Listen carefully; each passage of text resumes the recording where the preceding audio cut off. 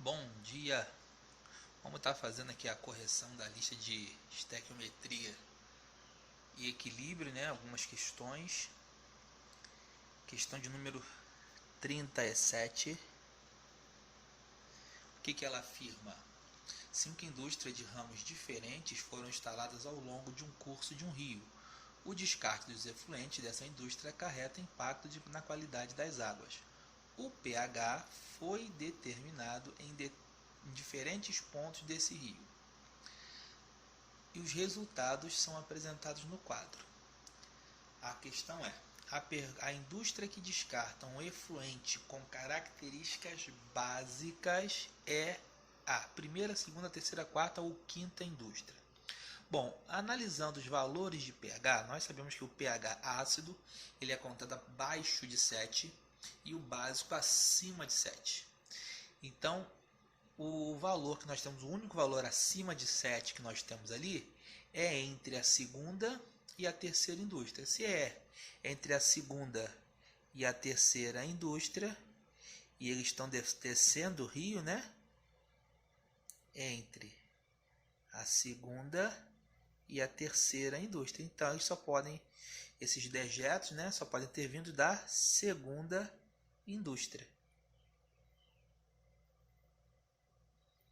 Então, bastava o candidato saber a questão de valores, né, de pH para as características ácida e básica. Então a resposta é a letra B. Tá bom? A próxima questão, ela diz o seguinte: vários ácidos são utilizados em indústrias que descartam seus efluentes nos corpos d'água, como rios e lagos.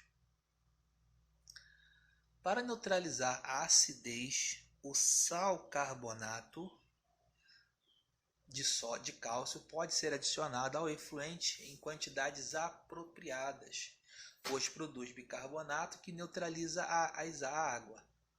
As equações envolvidas no processo são apresentadas. Então ele mostrou ali 4 equações, né? 3 delas com os valores da sua constante de equilíbrio e a opção 1 sem essa constante. Com base nos valores das constantes de equilíbrio das reações 2, 3 e 4, qual é o valor numérico da constante de equilíbrio da reação 1? Então, percebam que o K2, como é produto sobre reagente, K2 não, perdão, o K1, que o K1 refere-se à segunda equação. Então, o K1 ele seria a concentração de H+, vezes a concentração do íon carbonato sobre a concentração do íon HCO3-. Ele deu esse valor aqui. O K2, que seria o da terceira reação, seria concentração de carbonato, concentração, aqui está CO2+, tá? Mas isso está errado, é Ca2+. Só você conferir o reagente, você vai ver que foi um erro de digitação aí. Eu não sei se esse erro constava na prova original, mas se constava, anulação da questão. Tá? Ou se for de repente aqui, a fonte de onde eu tirei essas questões pode ter errado na digitação ali. Tá? Se na prova tiver esse erro, é anulação da questão. Tá? Mas aqui é cálcio. A constante K3, que é da reação 4, vai ser concentração de H+,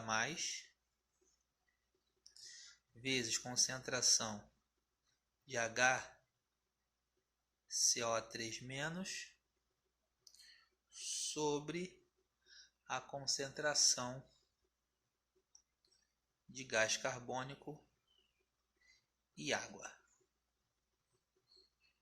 Beleza, ele deu esses três valores de cais. Ele quer que nós façamos o seguinte, que a gente ache a constante da equação 1, que viria a ser cálcio 2+, vezes HCO3 menos ao quadrado, e embaixo concentração de CaCO3, concentração de CO2, concentração de água. Então, é só uma questão agora de observação, queridos. Porque olha só, o que ele está querendo aqui, se eu consigo colocar na imagem as três equações, reparem, ó, cálcio,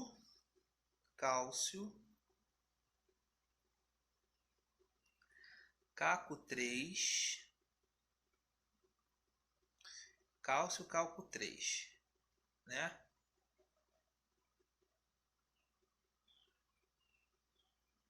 Isso aqui é uma parte, ó. É uma parte aqui do K2. É uma parte do K2. Então eu posso dizer que isso aqui é o K2 dividido pela concentração de carbonato, que não tem ali. Ok? K2. Agora, outra coisa que eu também reparei é que você tem aqui, ó, que faltou, isso aqui é água, né? Faltou um O aqui. Reparei também que aqui você tem, ó, CO2, água e o íon carbonato, tá vendo? Você tem o K3. Qual a diferença que você tem? Que você tem esse H que não está lá. Vamos botar aqui, ó, H+, embaixo. E você tem um íon desse aqui a mais, né? H3, não, só H. HCO3 menos. Aqui são 2 e no seu K3 só tem 1, certo? Reparem que se você pegar e escrever o K1 ao contrário, o que é o K1 ao contrário? O K1 ao contrário é em cima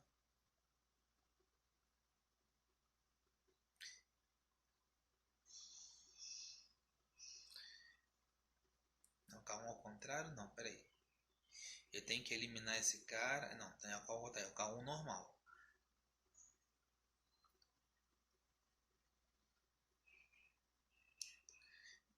para poder cortar ele.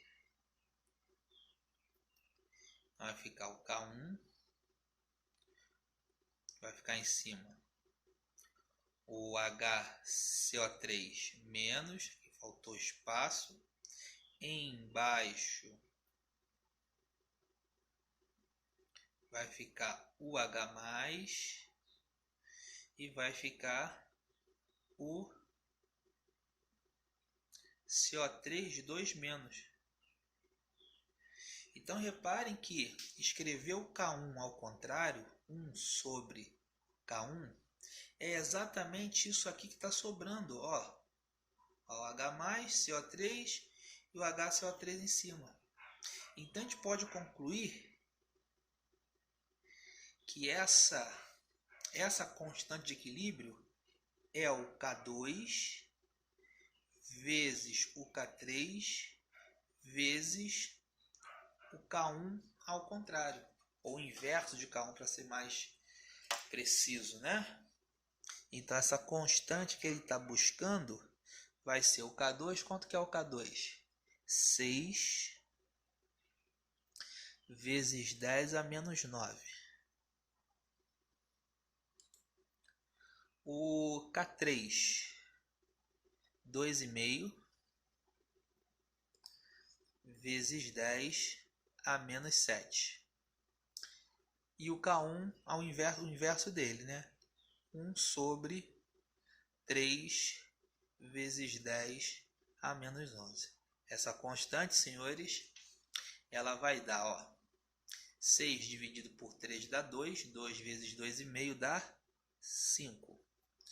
Menos 9 com menos 7 dá menos 16. Esse menos 11 sobe e fica positivo, fica mais 11. Então, menos 16 mais 11 dá 10 a menos 5. 10 a menos 5, letra B.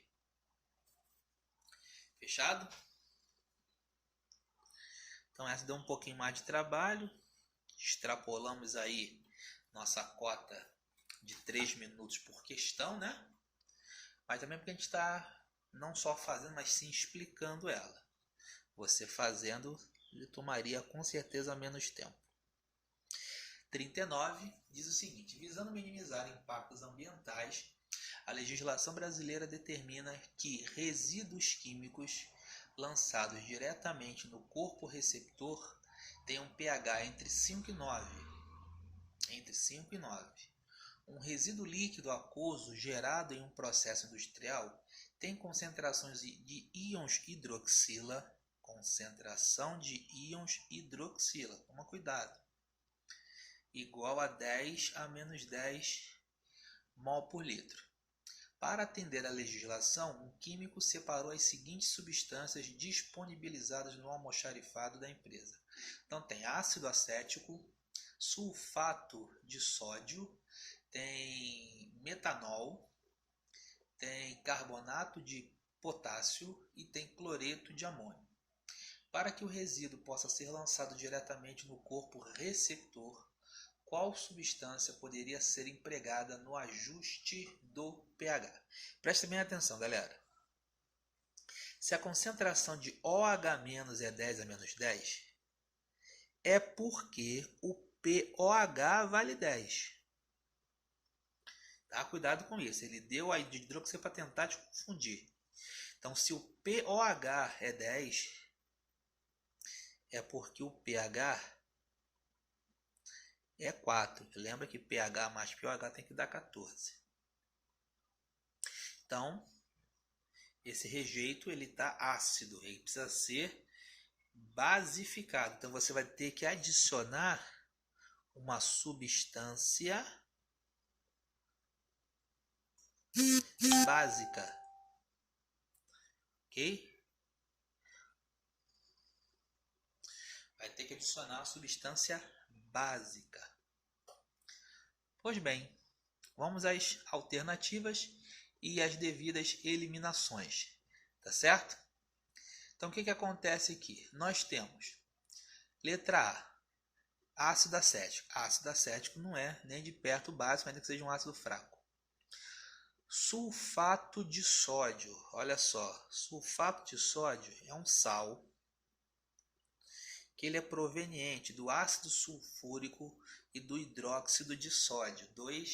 É um ácido de uma base forte, portanto, esse sal aqui não tem características básicas. O outro é o metanol, ele é um álcool. E depois nós temos mais dois sais, K2CO3 e NH4Cl. Dessas utilizações, o que vai nos interessar é esse aqui. Por quê? Porque esse cara aqui é derivado de uma base forte, o hidróxido de potássio, e de um ácido fraco, que é o ácido carbônico. Então esse aqui é um sal básico. Esse aqui é um sal neutro. E esse aqui, ó, amônio, né? Hidróxido de amônio é uma base fraca.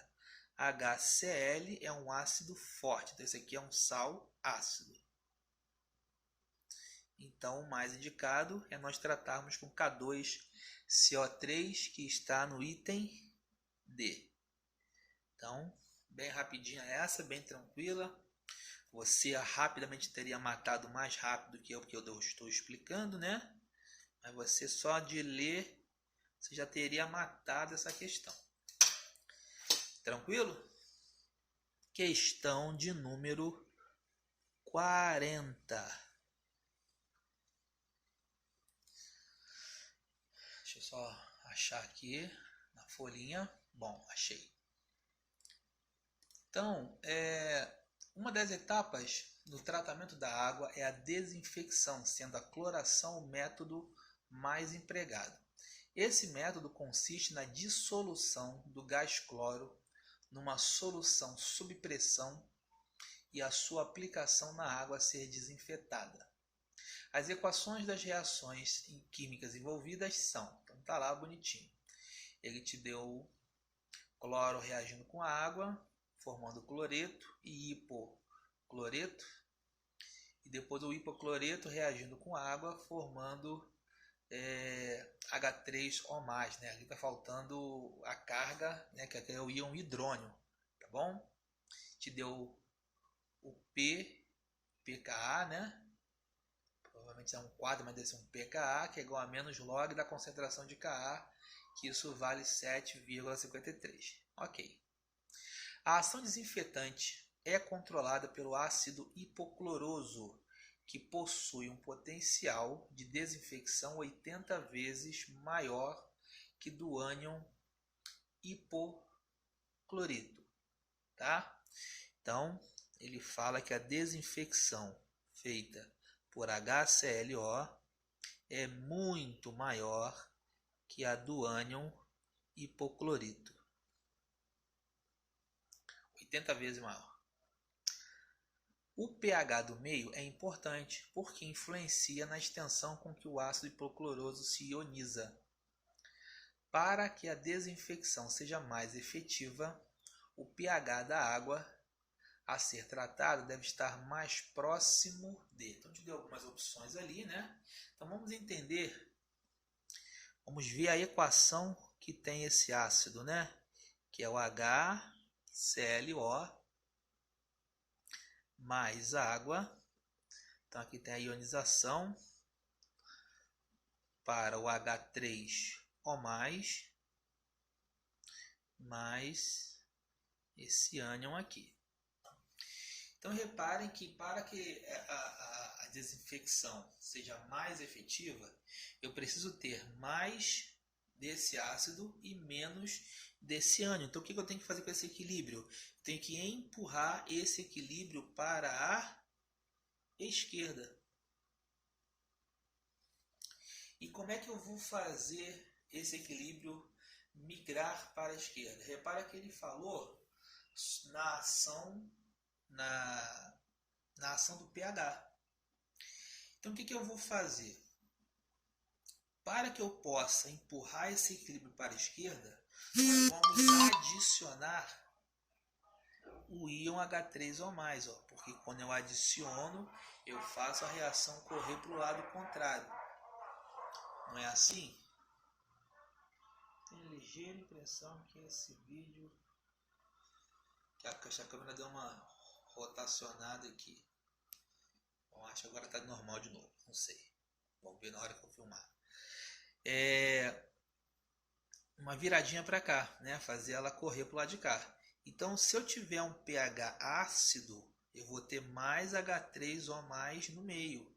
Então, isso vai fazer a reação correr para o lado de cá, para o lado do ácido hipocloroso, né? Que é maior, tem maior poder desinfectante do que o seu ânion. Então, eu tenho que ter um pH ácido.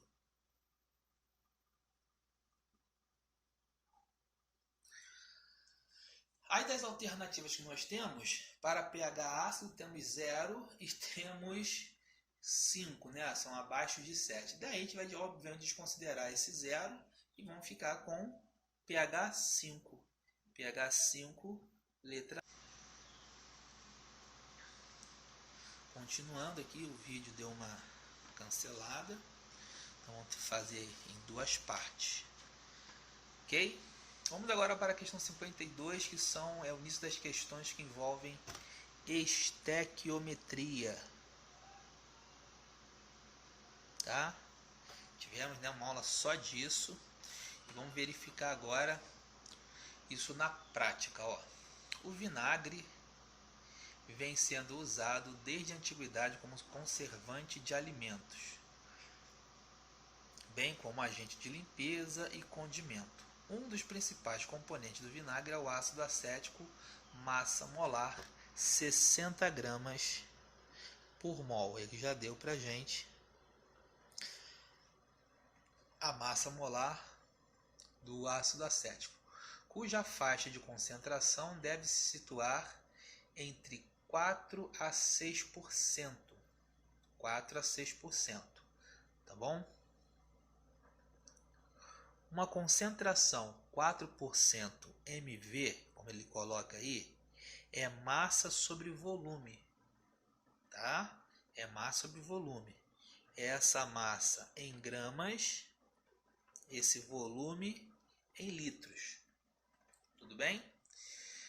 Então, cuja faixa deve estar entre 4 e 6. Então, a concentração percentual do ácido acético tem que estar entre 4% e 6%. Até aí, tudo tranquilo. Então, te deu várias amostras e quer saber a amostra de vinagre que se encontra dentro do limite de concentração tolerado. Então, vamos lá. 4% significa 4 gramas em 100 ml de solução. Se passarmos isso para mol por litro, que é o que nós temos lá, 4 gramas, a gente vai dividir 4 por 60 e 100 ml é 0,1 litro. Então essa continha vai dar 4 dividido por 60 e dividido por 0,1 dá alguma coisa na casa de 0,67 mol por litro. Só converter a unidade de concentração. Fazendo a mesma coisa para o 6%, né? Serão 6 gramas em 100 ml, tá? Eu botei aqui litro, não, tá? Aqui é mililitro. Em 100 ml. Se eu for converter isso aí para os valores, né, de mol, vai dar 6 sobre 60, que é a massa molar, e aqui vai dar 0,1. Aqui vai dar 0,1 dividido por 0,1, que dá 1 mol por litro. Então a amostra que nós vamos utilizar tem que ter a concentração molar entre 0,67 e 1. E o único valor que nós temos para isso aí é a amostra de número 5, né? Tem que ser menor que 1 e maior que 0,6. Então, a amostra de número 5, resposta letra E.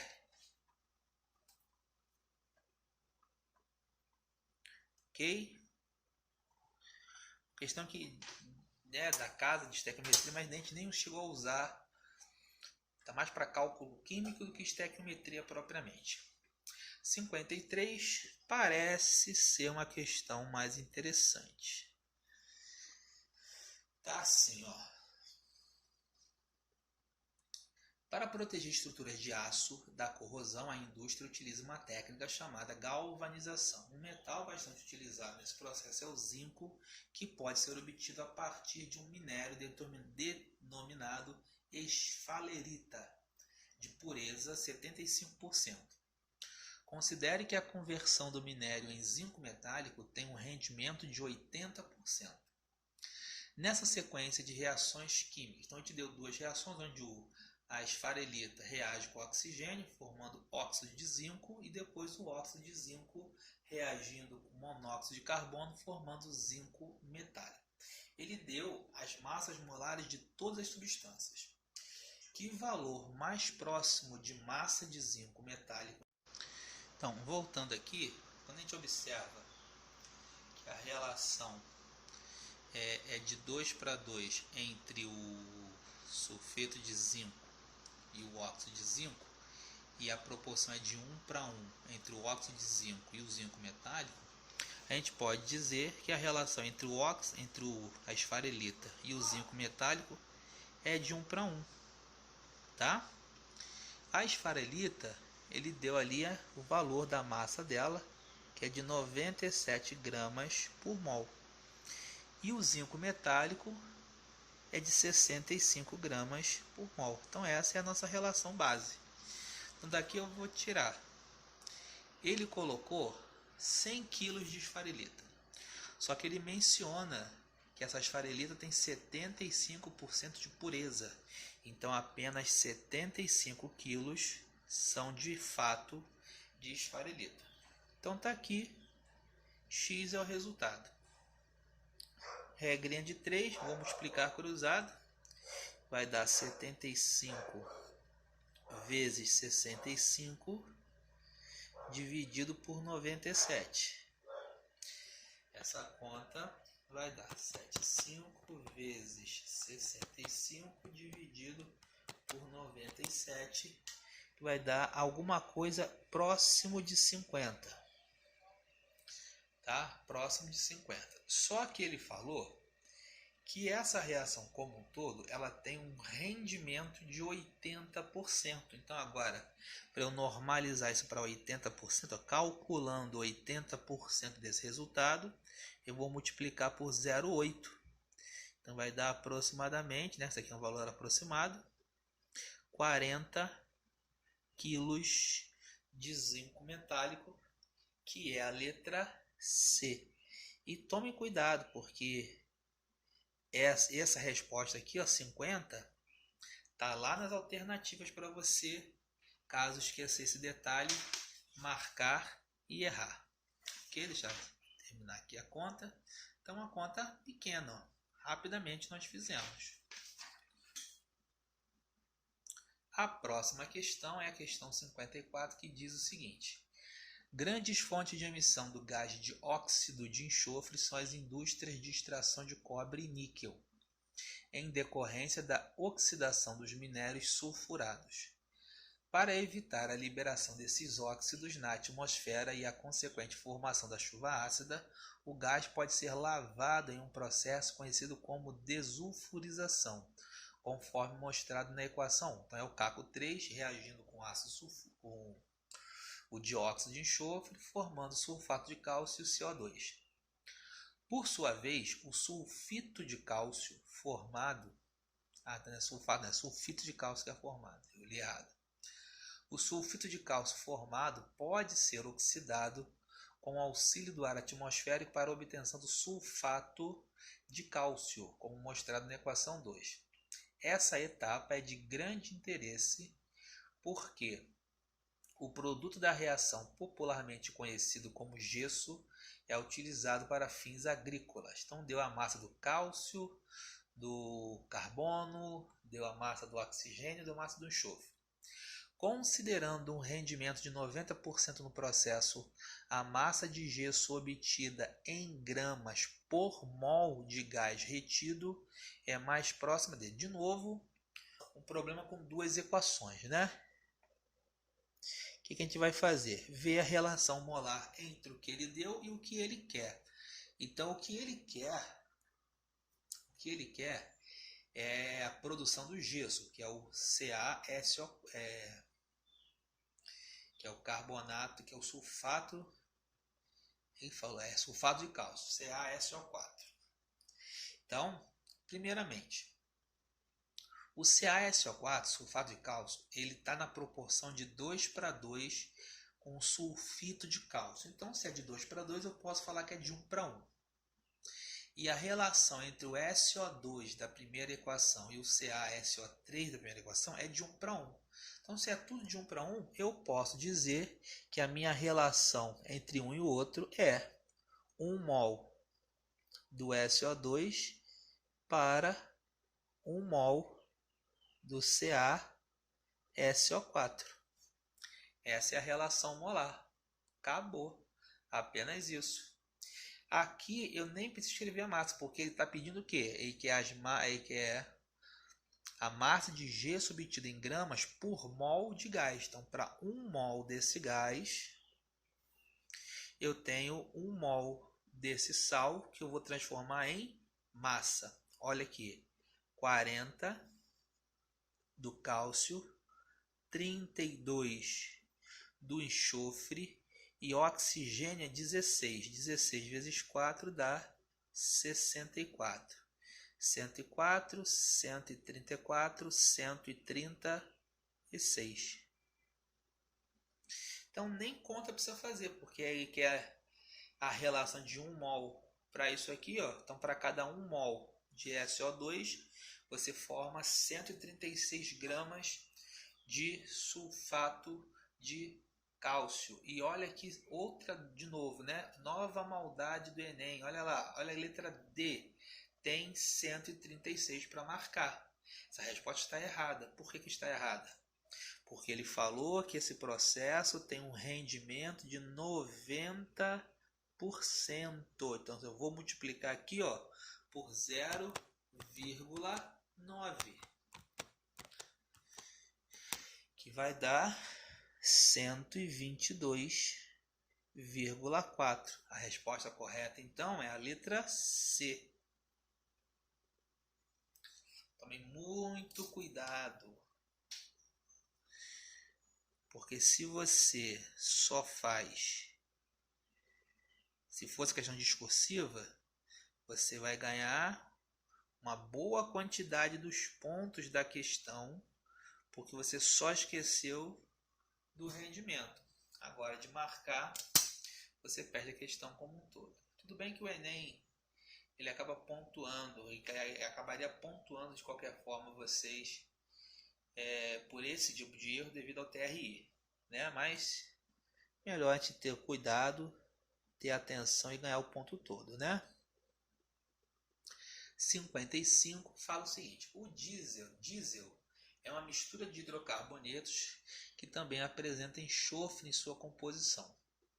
Esse enxofre é um componente indesejável, pois o trióxido de enxofre gerado é um dos grandes causadores da chuva ácida. Nos anos de 1980 não havia regulamentação e era utilizado óleo diesel com 1.300 ppm de enxofre. 1980, 13.000 ppm, que é parte por milhão. Aí tá. Em 2009, o diesel passou a ter 1.800, foi uma queda considerável de ppm, que é o S1800, e em seguida foi inserido no mercado o diesel S500, com 500 ppm, no caso do enxofre. Em 2012, foi difundido o diesel S50, com 50 ppm de enxofre em sua composição. Atualmente é produzido um diesel com teores de enxofre ainda menores. Beleza, ótimo pra gente, né? A substituição do diesel usado nos anos 80 por aquele difundido em 2012 permitiu uma redução percentual da emissão de SO3. Então, veja bem. Independente da reação, o enxofre vai produzir SO3, né? O enxofre vai reagir com O2, formando SO2, e depois SO2 reagindo com oxigênio, formando SO3. Independente disso, a quantidade total de SO3 formado é dependentemente direta da quantidade inicial de enxofre que nós temos. Então, se nós temos em 1980 13.000 ppm e em 2012 nós temos 50 ppm, basta ver essa queda percentual de quanto foi. É só isso. É só isso que precisa saber, tá? Então, reparem, houve uma queda, se aqui é 13.000, foi uma queda de... A gente pode calcular isso aqui, né? Vou calcular direto aqui. 50 sobre... Não, vai ficar feia essa conta, mas sinto muito. Agora já foi. Por 13.000. Cortei. Simplifiquei, né? 1.300 simplificado por 5 vai dar 1 para 260.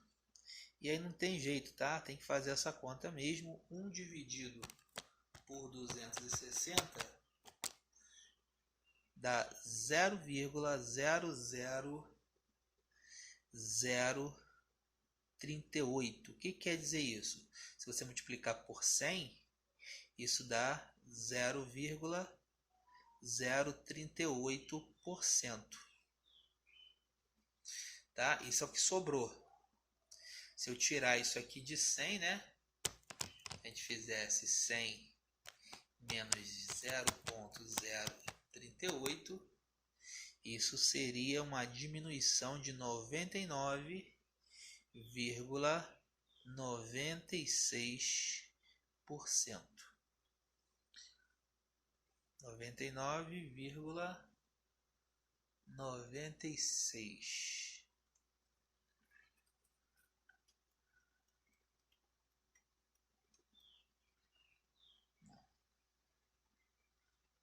Não tá batendo não. Isso aqui, essas contas direito, que aqui não tem essa resposta lá, ali tem 99,9. Deixa eu fazer essa conta aqui de novo.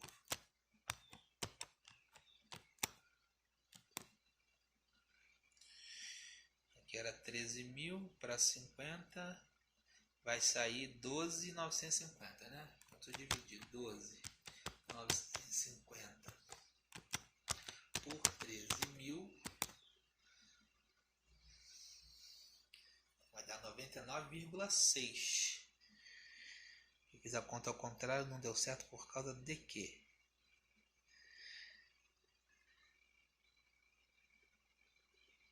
Porque aqui, ó, isso aqui eu fiz o cálculo pelo que sobrou. Pelo que caiu, seria você fazer 12.950 dividido por 13.000. Isso vai dar, isso deu aqui 0,996, que é 99,6%, que aí temos resposta para marcar, que é a letra D. Ok? O cálculo aqui, deixa eu ver se eu errei aqui nos zeros.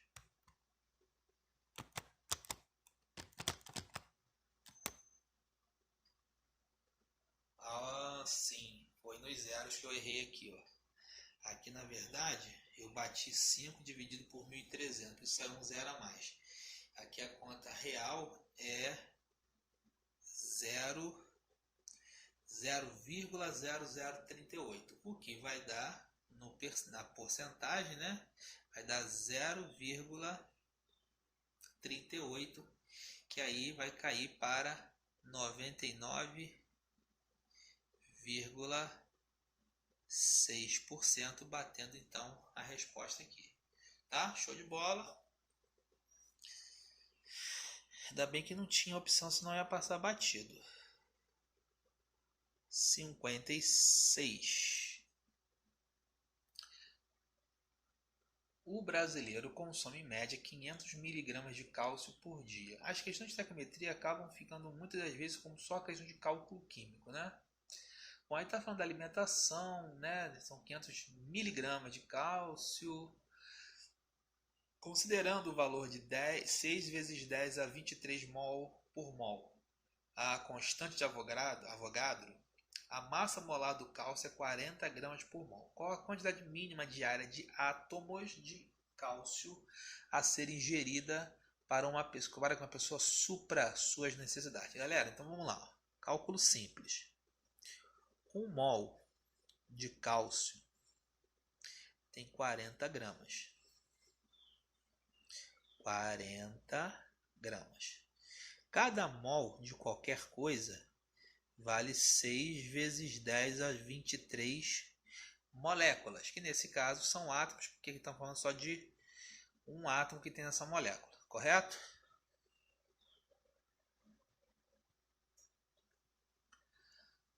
A pessoa, ela tem que consumir, vamos voltar lá para o texto, o brasileiro consome em média 500 miligramas de cálcio por dia, quando a quantidade recomendada é o dobro, ou seja, 1000 miligramas. Lindões, 1000 miligramas é a mesma coisa que 1 grama. Então, 1 grama tem quantos átomos de cálcio? Só isso. Tchuc-tchuc. Vai dar 6 vezes 10 a 23 dividido por 40. Na malandragem, ó, você rouba um zero daqui, fica 60 vezes 10 a 22 dividido por 40, que é essa conta que você sabe fazer. 6 por 4 dá 1,5. 1,5 vezes 10 a 22 átomos. Aí temos ali para marcar a letra B. Ok? E a derradeira?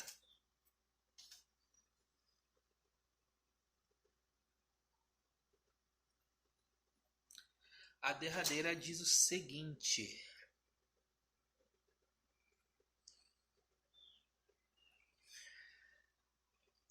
a produção de aço envolve o aquecimento do minério de ferro junto com carbono e ar atmosférico em uma série de reações de oxirredução. O produto é chamado de ferro gusa e contém cerca de 3,3% de carbono. Então, o ferro gusa tem 3,3% de carbono. Uma forma de eliminar o excesso de carbono é a oxidação a partir do aquecimento do ferro gusa com gás oxigênio puro. Os dois principais produtos formados são o aço doce, que é uma liga de ferro com teor de 0,3% de carbono. E gás carbônico. As massas molares aproximadas dos elementos carbono e oxigênio são 12 e 16. Considerando que um forno foi alimentado com 2,5 toneladas de ferro gusa, a massa de gás carbônico formada em quilogramas é mais próxima de 4. Então, olha só, questão também simples. Por quê? O ferro gusa tinha 3,3%. O carbono, né? O aço doce só tem 0,3%. Então isso aqui nos dá uma diferença de 3% de carbono. Correto? A diferença de 3% de carbono. Então, se eu chegar aqui, são 2,5 toneladas, que é igual a 2.500 quilos. Calcular 3% disso, ou seja, multiplicar por 3 e dividir por 100, isso vai dar 75 quilos. Certo? 75 quilos de carbono que não foi produzido. Ok? Tranquilo? Então, essa diferença, esses 75 quilos de carbono, vão o quê? Vão ser transformados, como é que não foi, esses triplos não foram usados no aço, né? Não foram usados no aço. Eles vão virar o quê? Gás carbônico. Só que tem o detalhe, se você olhar as alternativas, você tem essa resposta lá para marcar na letra B. 75, só que isso está errado. Não é, está de pegadinha para você, tá? Quem é o gás carbônico, turma? O gás carbônico é o CO2. O CO2, ele tem um carbono, ou seja, tem 12 gramas de carbono, e tem 2 oxigênios, 2 vezes 16, 32 gramas, o que dá um total de 44 gramas de gás carbônico. Então, para cada 12 gramas de carbono, você tem 44, que é quase 4 vezes o valor, né? Quase 4 vezes o valor, 44 gramas. Então, se você está utilizando 75 quilos, você vai formar, aqui não tem importância da unidade, tá? Porque aqui é grama e grama, vai cancelar. Você vai produzir quanto de gás carbônico, né? Quase 4 vezes, é quase 300, né? 300, é 300, quase 300. Quase 300, você não precisa nem fazer a conta, você tem a resposta já ali para marcar, ó, 275, tá? Agora, se quiser fazer a conta, você vem aqui, ó, cancelei tudo por 4, deu 3 e aqui deu 11. Cancelei tudo por 3, aqui deu 1 e aqui deu 25. Então, x vai ser 25 vezes 11. Essa e conta por 11 você pode fazer assim, ó. Pega esses dois números, abre eles, ó, e bota a soma deles no meio. Pronto, tá lá. Resposta, a letra D de danadinha. Ok? Então, mais uma listinha corrigida. Fiquem com Deus. Um grande abraço e sucesso, já que, segundo fui informado, nós não teremos mais aulas, né? Fiquem com Deus. Foi um grande prazer até aqui. E se precisar, vocês sabem qual é o meu zap, podem entrar em contato, podem tirar dúvida ainda comigo até o dia da prova, ok? Beijo grande, lembrando que depois do Enem tem o ERJ, quem não se inscreveu, acho que ainda está aberto as inscrições, corre lá que é uma ótima oportunidade de você fazer faculdade pública. A UERJ é uma faculdade de muita excelência, mas tem greve, tem isso, toda a faculdade tem greve, UF, FRJ, todas elas passam pelos mesmos problemas, tá? Então fiquem com Deus, um abraço e até mais.